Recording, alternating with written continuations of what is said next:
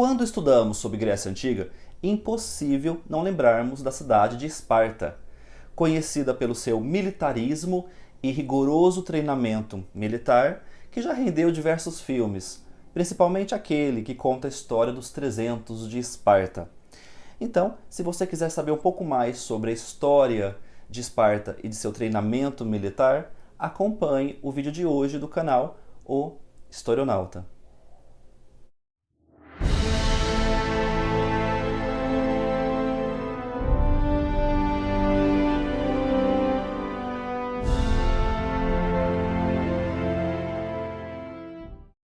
Esparta foi uma cidade fundada pelos dórios durante o período arcaico na península do Peloponeso. Dos dórios, eles herdaram o militarismo, ou seja, tudo era voltado para a formação de um ótimo guerreiro. Afinal, os espartanos viviam em guerra. A posição social era determinada pela origem. Os descendentes dos dórios, por exemplo, tornaram-se os espartanos ou esparciatas e comandavam a política da cidade e também a organização militar. Os periecos eram homens livres que praticavam o comércio e o artesanato. E a maioria da população era composta pelos ilotas, que foram dominados pelos dórios no início e, como mostraram mais resistência, acabaram sendo dominados e transformados em servos do Estado. Esparta era uma oligarquia, ou seja, um governo de poucos, porque apenas os esparciatas possuíam poder político, eram considerados cidadãos. A forma de governo era a diarquia, ou seja, um governo de dois reis. Enquanto um se ocupava das questões administrativas, políticas e de defesa da cidade, o outro acompanhava os guerreiros em batalha. Além disso, a política espartana possuía três instituições importantes: a Ápila, a Gerúsia e o Eforato. A Ápila era uma assembleia formada pelos esparciatas, homens acima de 30 anos, e eles aprovavam ou rejeitavam as leis que eram elaboradas pela Gerúsia. A Gerúsia era uma instituição que funcionava como um senado. Era composta por 28 esparciatas acima de 60 anos com cargo vitalício para a vida toda. E a Gerúsia era responsável pela elaboração das leis da cidade.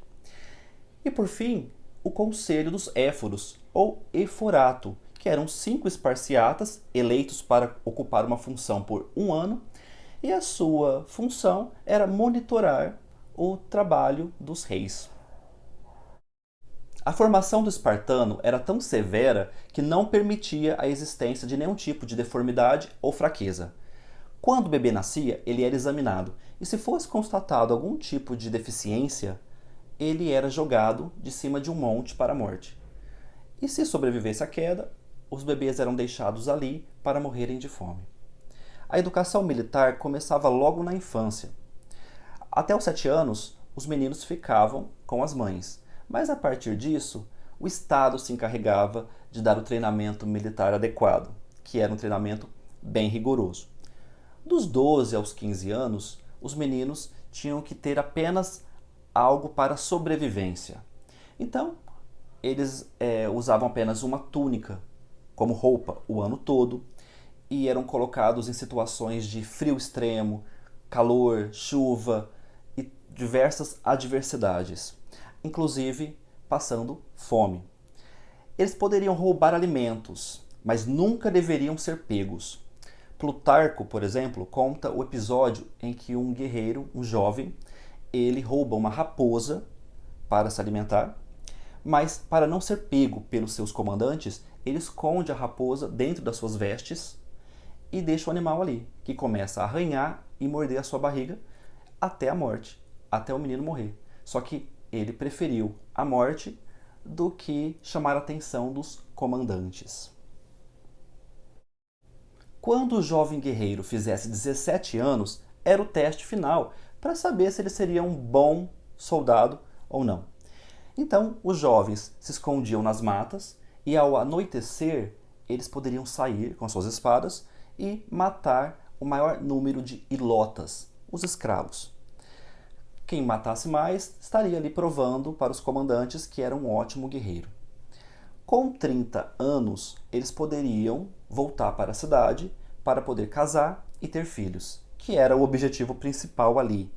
As mulheres também tinham treinamento militar, por algumas razões. Primeiro, porque como elas ficavam mais a cargo da proteção da cidade, os homens viviam em guerra, elas tinham que ter ali um treinamento militar adequado.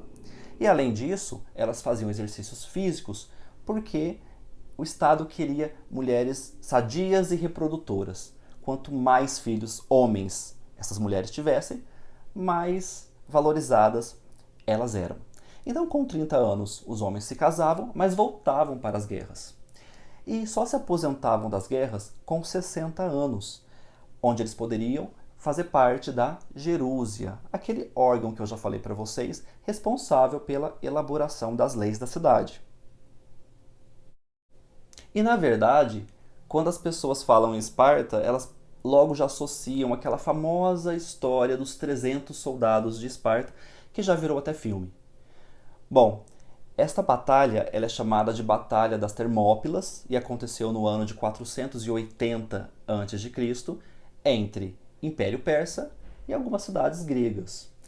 Nessa ocasião, o rei de Esparta, chamado Leônidas, organizou o exército para combater o Império Persa, que na verdade era muito mais numeroso, por volta de 200 mil soldados contra alguns milhares de soldados gregos.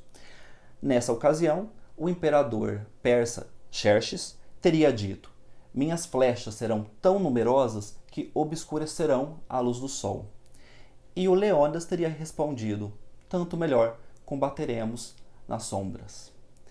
Isso mostra a coragem do exército espartano, que pelo número de soldados sabia que levaria à morte de todos eles, mas mesmo assim eles enfrentaram o Império Persa como uma forma de atrasar o ataque persa e as cidades gregas poderem fazer alguma coisa, recuar, por exemplo.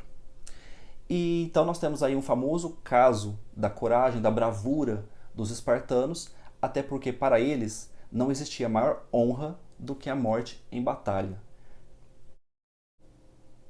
Hoje vocês conheceram um pouquinho sobre a história de Esparta e da sua famosa e rigorosa formação militar.